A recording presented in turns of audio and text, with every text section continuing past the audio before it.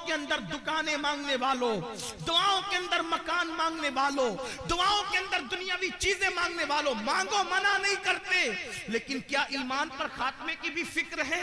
ईमान पर खात्मे की भी फिक्र करते हैं? तो वो जो मैं रिवायत बयान करने चला था उसको एंड कर दूं। अल्लाह अकबर।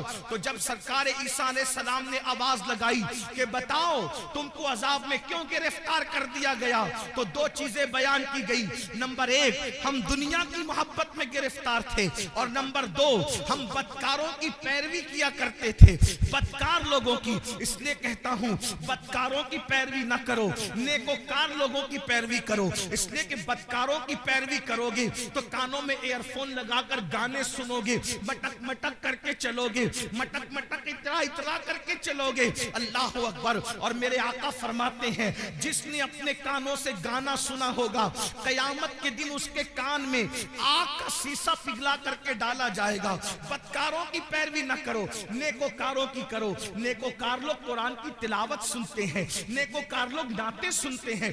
बदकारों को आइडियल न बनाओ। मेरे आका अलैहिस्सलाम के दीवानों, हम लोग इस पे नारा लगाते हैं कि 40 साल गौसे पाक के ऐसे गुजरे कि इशा के वुजू से आपने फजर की नमाज पढ़ी, हर रात वुजू करते थे और इशा उसकी वुजू से ही फजर पढ़ते थे, यानी पूरी रात आप इबादत में रहते थे। मैं कहता हूं कम से कम गौसे पाक को आइडियल बना लो, और आप और हम इशा के वुजू से फजर नहीं पढ़ सकते, कम से कम कादरी होने की निस्बत से इशा के वुजू से इशा ही पढ़ा करें और फजर के वुजू से फजर ही पढ़ा करें। मेरे भाइयों, मौत आने वाली है, घाटी से गुजरना है, कब्र में जाना है। कब्र में ना किसी की दादागिरी चलेगी, ना किसी की बाबागिरी चलेगी, कुछ नहीं चलेगा। कब्र में तो करवट भी नहीं बदल सकते। बदकारों को आइडियल बनाने वालों, आज अगर डायलॉग बाजी भी, गुफ्तगू में भी डायलॉग बाजियां होती है तो हीरो के स्टाइल में बात करने का तरीका भी हीरो। मैं कहता हूं क्या रसूलुल्लाह का तरीका नभाया माज़अल्लाह। अल्लाह अकबर। जिसकी सीरत भी बेमिसाल, जिसकी सूरत भी बेमिसाल, अल्लाह अल्लाह कहा जाता है। हजरत उस्ताद ज़मान ने या मौलाना हसन ने कहा, हजरत मौलाना हसन बरेलवी ने कहा था कि तेरी सीरत, तेरी सूरत जमाने से निराली है, तेरी सीरत, तेरी सूरत जमाने से निराली है, तेरी हर हर अदा प्यारे, दलीले बेमिसाली है। मेरे भाइयों, आइडियल बनाना है तो अल्लाह वालों को बनाओ, अल्लाह वालों के तरीके पे चलो, उनके नक्शे कदम पर चलो। बदकारों को आइडियल न बनाओ। अजाब में गिरफ्तार होकर के अल्लाह पर औंधे पड़े रह गए। और फिर सरकार ईसा अलैहिस्सलाम कहते ये तुम्हारे जो दूसरे लोग मुर्दा पड़े हैं ये क्यों नहीं बोलते और तुम क्यों बोल रहे हो? तो उसने कहा हुजूर, दरअसल ये इसलिए नहीं बोलते कि अल्लाह के फरिश्तों ने इनके मुंह को आग की लगाम से जकड़ दिया है। अब ये कलाम नहीं कर सकेंगे, ये बात नहीं कर सकते, इनके मुंह आग की लगाम से जकड़े गए हैं। अल्लाह अकबर। फिर आपने फरमाया कि तू क्यों बोल रहा है? उसने कहा मैं इन लोगों में से नहीं हूं, हकीकत में इन लोगों में से नहीं हूं। जब इन पर अजाब नाजिल हुआ तो मैं इनके साथ बैठा हुआ था, यानी मैं मुजरिम नहीं हूं। अजाब नाजिल हुआ तो इनकी सोहबत में बैठा हुआ था, इनकी सोहबत की वजह से मुझ पर भी अल्लाह का अजाब आ गया। यानी मुजरिम ना होकर सिर्फ गुनहगारों की दोस्ती और सोहबत की वजह से मैं भी अल्लाह के अजाब में गिरफ्तार हो गया। और वो कहता है ईसा दुआ करे कि मेरे लिए निजात हो, क्योंकि अल्लाह ने मुझे जहन्नम के किनारे पर उल्टा लटका दिया है और अब मैं नहीं जानता कि मुझे जहन्नम में डाला जाएगा या मुझे छोड़ दिया जाएगा। आप मुझे बताओ मेरे भाइयों, जो गुनहगारों की सोबत में रहे उन पर भी अजाब आता है। आज हमें क्या हो गया? मोबाइल के स्क्रीन पर आप क्या रख रहे हो, मोबाइल के अंदर क्या रख रहे हो? नशे को प्रमोट कर रहे हो। नशा हमारी मोहल्लों में, हमारे गांवों में, हमारे देहातों में, हमारे इलाकों में फैलाया जा रहा है और साजिश के तौर पे फैलाया जा रहा है। हम उसमें मुब्तला हो रहे हैं।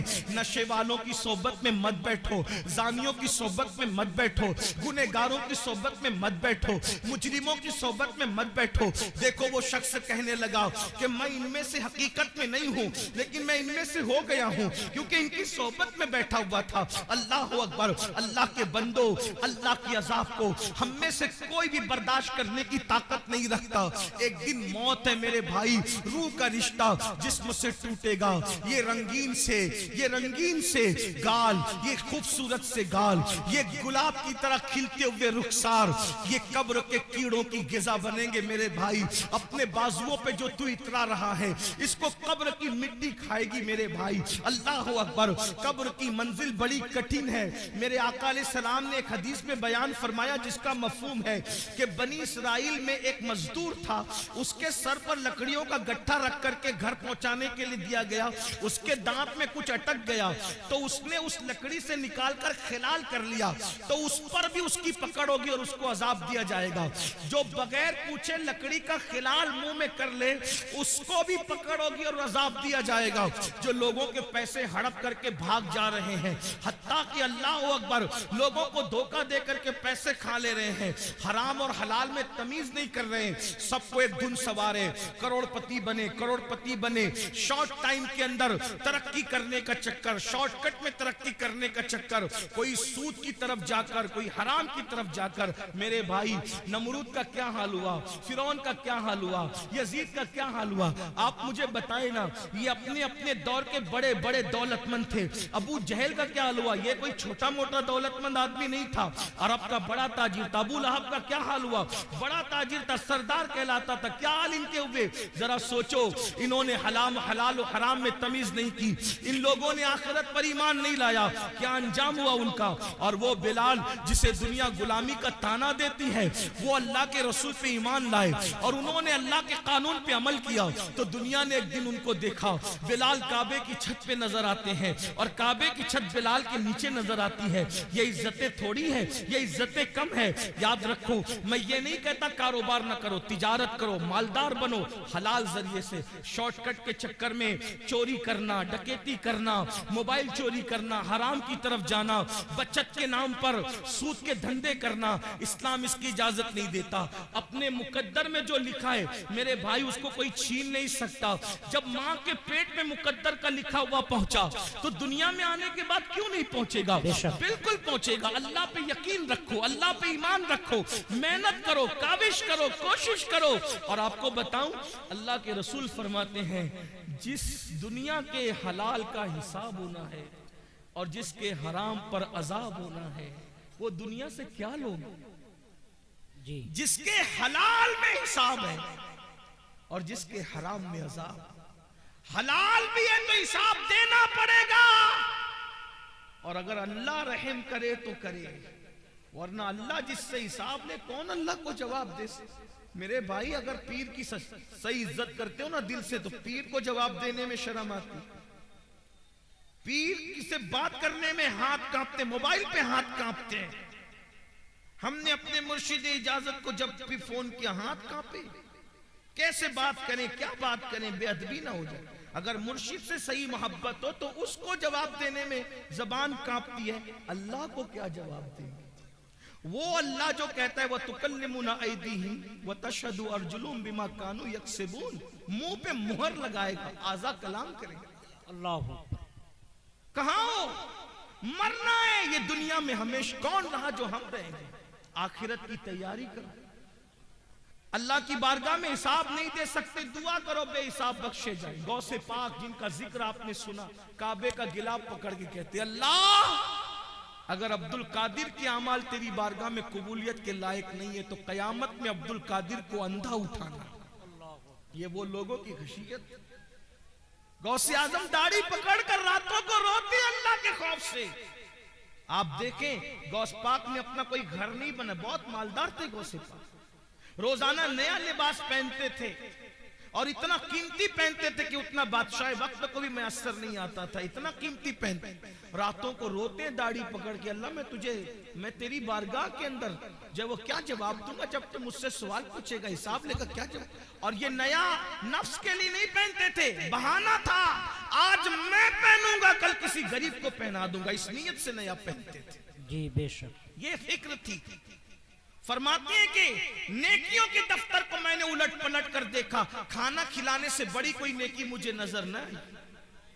सरकार गौसे आजम फरमाते, मेरा दिल चाहता है कि मैं अल्लाह की मखलूक को खिलाता रहूं। खिलाने में बड़ी दिलचस्पी थी। खुदा ने उनकी ये तमन्ना यूं पूरी की कि 11वें के नाम पे आज भी दुनिया खाती नजर आ रही है। सुभान अल्लाह, सुभान अल्लाह। हर वली का उर्स तारीख पर मनाया जाता जाए। लेकिन ये क्या गौसे आजम है, 17 तारीख को करो तो 11वीं ही है, 15 को करो तो 11वीं ही है, 21 को करो तो भी 11वीं है, 20 को करो तो भी 11वीं है। अरे अभी 11वीं का महीना नहीं है, लेकिन फिर भी गौसे आजम की महफिल सजी हुई है। वाह वाह वाह वाह, सुभान अल्लाह सुभान अल्लाह। है।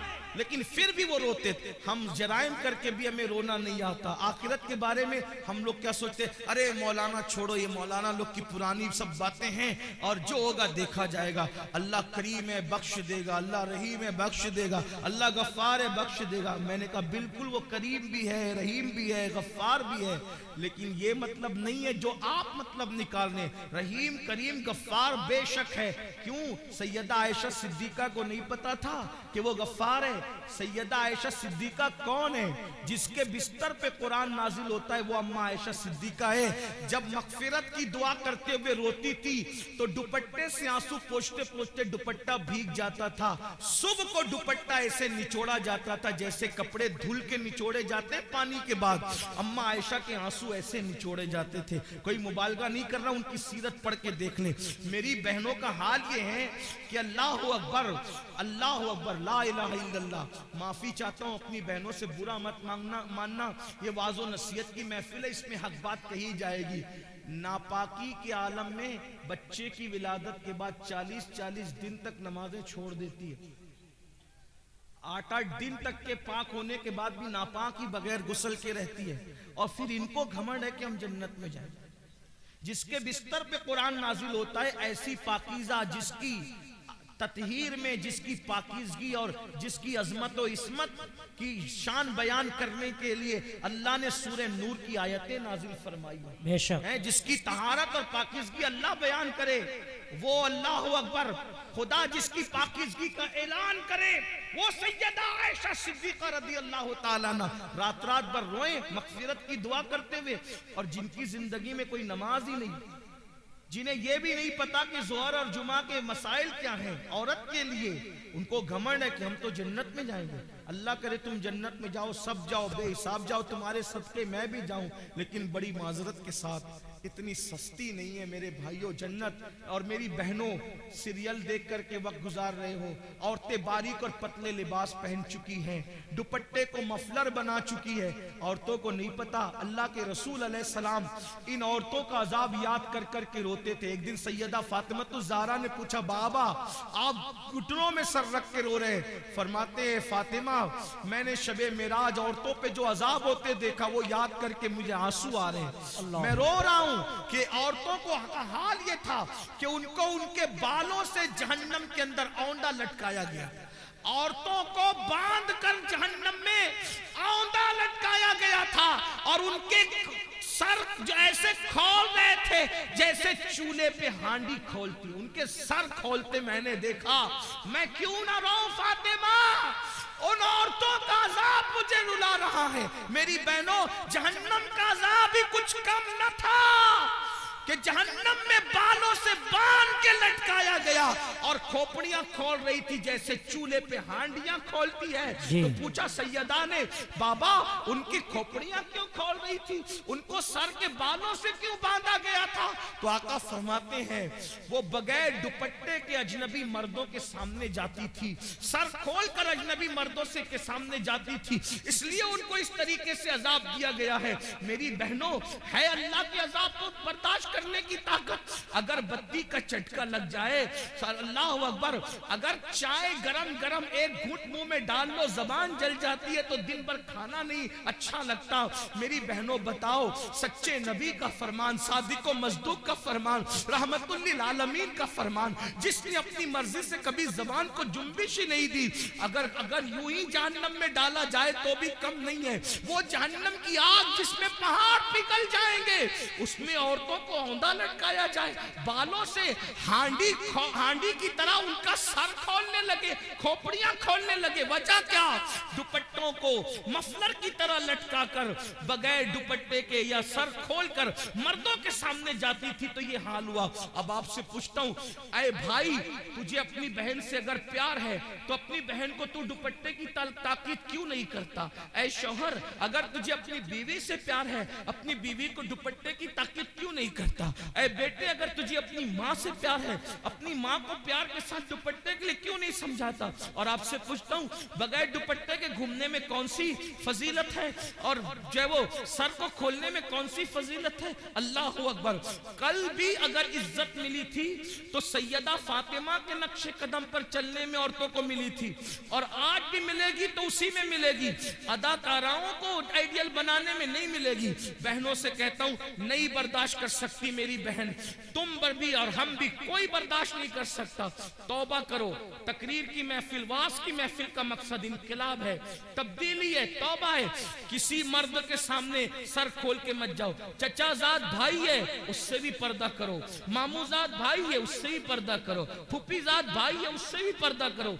ये जो दुनिया के आवारा लोग कहते हैं ना कि पर्दा क्या चीज है, पर्दा क्या चीज है, हमने कहा कोविड में तो सबने पर्दा किया। क्यों पर्दा कराया? तो कहा जरासीम के डर से। मैंने कहा जब जरासीम के डर से मुंह पे मास्क बांध करके पर्दा किया जा सकता है, तो ये इज्जत के लुटेरों के खौफ से अगर कोई इज्जतदार औरत पर्दा करती है तो उसमें हरज क्या है? लोग बड़ी हमदर्दियां जताते रहे, झूठी हमदर्दियां, कि औरतों पर क्या गुजरती होगी जब वो मुंह पे पर्दा बांध करके घूमती होगी। तो हम कहते हैं कोविड ने तो तुम्हें औकात याद दिला दी, तो तुम पर क्या गुजरती थी? सब मुसीबत झेली कि नहीं झेली जरासीम के खौफ से? तो ये जरासीम कम है, ये सिर्फ जान लेंगे, लेकिन ये जरासीम तो आबरू ले लेंगे, ये जरासीम तो आबरू ले लेंगे, ये जरासीम तो ईमान ले लेंगे। इसलिए बहनों से कहता हूं, किसी के बहकावे में आने की जरूरत नहीं। वल्लाह मजहब इस्लाम जैसा मजहब जमीन पे कोई है ना हो सकता। जी बेशक बेशक। ये किसी इंसान का बनाया नहीं, ये अल्लाह का अता किया हुआ है। और फिर मैं तो बार अपनी बहनों से कह चुका हूं, अगर कोई पर्दे में तुम्हें देख के ताना दे तो उसके ताने की परवाह मत करना, क्योंकि हमारे नबी की शहजादी की शान ये है कि उन्होंने यूं पर्दा किया कि उनके सर के दुपट्टे को कभी चांद और सूरज ने भी नहीं देखा।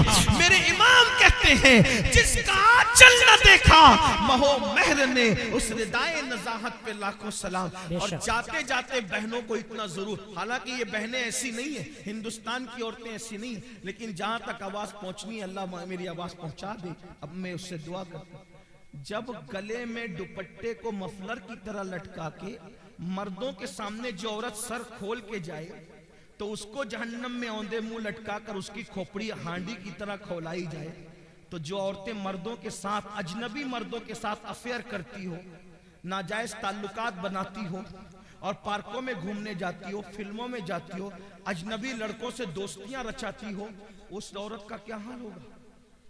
सिर्फ सर खुले गई, तवज्जो करें, सिर्फ सर खुले गई ये हाल हुआ, तो जिसने अपनी आबरू ही बेच दी उसका क्या अंजाम होगा? इसलिए ये दुनिया है, दुनिया से बढ़कर बेवफा कोई चीज देखी नहीं गई। मेरी बहनों, आपको मशवरा है, तारीख पढ़ो। जिन औरतों को हल्दी और चंदन और दूध से नहलाया जाता था, जिनके बालों में मोती पिरोए जाते थे, जिनके घघरे और जिनके लिबास को उठाने के लिए दर्जनों कनीजें पीछे पीछे चला करती थी, जिनको पंखा झलने के लिए दर्जनों कनीजें खड़ी रहती थी, जाओ ढूंढो उनकी कब्रों का निशान मिले तो हमें भी बताओ, है उनकी कब्रों का निशान? हल्दी चंदन दूध में नहाने वाली औरतें, है उनकी कब्रों का निशान? लाओ बताओ कहां है? कौन उनका नाम लेता है? फुला बेगम, फुला बेगम, फुला बेगम। नाम लूंगा तो लोगों को तकलीफ होगी। कहां है उन बेगमों के जिनके लिए बड़ी बड़ी इमारतें यादगारों में बनी? कहां है उनके निशानात कब्रों के? कौन है उनकी कब्रों पर फातिहा पढ़ने वाला? बताओ कौन है उनका नाम लेवा? बताओ। कुछ नहीं बचा, लेकिन वो सैयदाए कायनात, वो मखदूमाए कायनात, वो मलका फिरदौस बरी, वो हसनैन की अम्मी, जिसके घर में 3-3 महीने तक चूल्हे नहीं जलते थे, जिसने 17-17 पेवन वाला दुपट्टा पहना, जब तकवा और परहेजगारी इख्तियार की, खुदा ने वो मकाम अता किया कि आज भी जुमा का खतीब जब तक नाम फातिमा नहीं लेता, उस वक्त तक खुतबा मुकम्मल नहीं। बेशक, सुभान अल्लाह, सुभान अल्लाह। सैयदा फातिमा तो फिर भी बिन्ते रसूल है, हुजूर की शहजादी है। राबिया असली क्या है? उनके बाप का नाम लोग नहीं जानते, उनकी अम्मी का नाम लोग नहीं जानते, उनका नसब नहीं जानते। लेकिन जब राबिया का नाम आता है तो इज्जत से सर झुक जाता है। क्यों? इसलिए कि उस खातून ने परहेजगारी किया, तकवा इख्तियार किया। तो पता चला दुनिया के जेवर, दुनिया की दौलत, दुनिया का मकान सब कुछ नहीं, आखिरत की तैयारी करो। आखिरत में जो कामयाब हो गया असल वही कामयाब है, वरना ऐसी नाकामी होगी कि पछताने से काम नहीं चलेगा। कुरान कहता है वल तंजुर नफ्सुम मा क़द्दमत लिगद, आखिरत के लिए क्या तैयारी की है। आखिरी रसूलुल्लाह का एक फरमान दिल पे लिख लो। अल्लाह के रसूल अलैहिस्सलाम फरमाते हैं, हदीस सुन लो, 40 साल से ज्यादा अगर किसी की उम्र हो जाए, मफहूम पेश कर रहा हूं, सुन लो, इसी पे बात पूरी हो रही है आज। 40 साल से ज्यादा किसी की उम्र पूरी हो जाए, न उसके पास तौबा है और उसके गुनाह उसकी नेकियों पर गालिब है, यानी नेकियां कम करता है, गुनाह ज्यादा करता है और तौबा भी नहीं करता।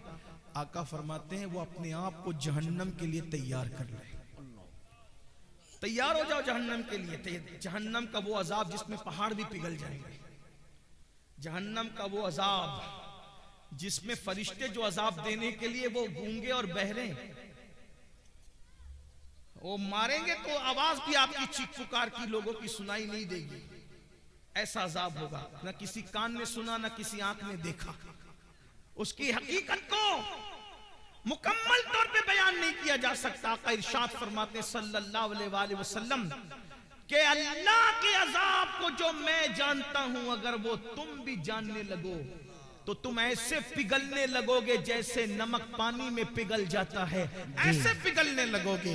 अजाब की हकीकत अगर तुम पे वाज़ेह हो जाए, फरमाया तुम गोश्त खाना छोड़ दो, अच्छा लिबास पहनना छोड़ दो, मुस्कुराना छोड़ दो, हंसना छोड़ दो, और तुम्हारा हाल ये हो जाए कि जंगल में पागलों की तरह फिरते रहो, किसी से बातचीत न करो। ये है अजाब इलाही पर पर्दा डाल करके जो है वो उसकी हकीकत की तरफ इशारा भी कर दिया गया और हमें वाज़ेह तौर पर ये बता दिया गया कि खुदा का अजाब बर्दाश्त करने की ताकत नहीं है। अंबिया रोते रहे, औलिया रोते रहे, सहाबा रोते रहे। सैयदना सिद्दीक अकबर जिनका ये महीना चल रहा है, 22 तारीख को उनके विसाल का दिन है, जमादिल आखिर की 22 तारीख। सिद्दीक अकबर कहते थे परिंदा कितना खुशनसीब है। लोग कहते थे परिंदा खुशनसीब है, आप कह रहे हैं आप इतने खुशनसीब है। फरमाया अफसोस ये परिंदा मर के मिट्टी बन जाएगा, मगर अबू बकर को अल्लाह की बारगाह में जवाब देना होगा, रब की बारगाह में हिसाब देना होगा। अफसोस अबू बकर कहां से लाएगा जवाब देने की ताकत, अल्लाह की बारगाह में मुंह खोलने की ताकत कहां से लाएगा। फारूक आजम कहते थे काश मैं परिंदा होता और कोई ज़बा करके खा लेता और मेरा किस्सा तमाम हो जाता, भूला बिसरा हो जाता, तो अल्लाह की बारगाह में जवाब देने से बच जाता। हजरत उस्मान गनी कहा करते थे काश मैदान महशर में जवाब न देना पड़ता। मौलाए कायनात रात के आखिरी हिस्से में कौन लोग हैं मेरे भाइयों जिनके नाम से मुसीबतें टलती है। मौला अली रात के आखिरी हिस्से में अल्लाह के खौफ से ऐसे तड़पते थे जैसे किसी को सांप डस ले, वो कैसे तड़पता है वैसे मौला अली तड़प तड़प के रोते थे अल्लाह के खौफ से। हमें क्या हो गया है, ना नेकी है, ना नेक अमाल है, ना नमाज की तौफीक है, सब अपनी मर्जी से अपनी तबीयत से जिंदगी गुजारने, आखिरत भूल बैठे। आखिरत को मत भूलो, जल्द कब्र में जाना है, जल्द मैदान महशर में जाना है। अल्लाह को राजी कर लिया तो दुनिया से बहुत बेहतर है आखिरत। वल आखिरत खैर व अबका, आखिरत बेहतर भी है, बाकी रहने वाली भी है। आखिरत की तैयारी करो, आखिरत की फिक्र करो, नमाज की पाबंदी करो, नमाज शुरू करो। ये मत कहो कि नमाज को टाइम नहीं मिलता, 10 मिनट का टाइम लगता है एक वक्त की नमाज के लिए, नमाज जारी कर दो, नमाज शुरू कर दो। आज से पहले जितने गुनाह किए हर गुनाह से तौबा करो। अल्लाह पाक मुझे आप सबको तौफीक अता फरमाए। गुफ्तगू के दरमियान कोई गलती हो तो अल्लाह माफ फरमाए। अस्तगफिरुल्लाह रब्बी मिन कुल्लि ज़म्बिन व अतूबु इलैहि व मा अलैना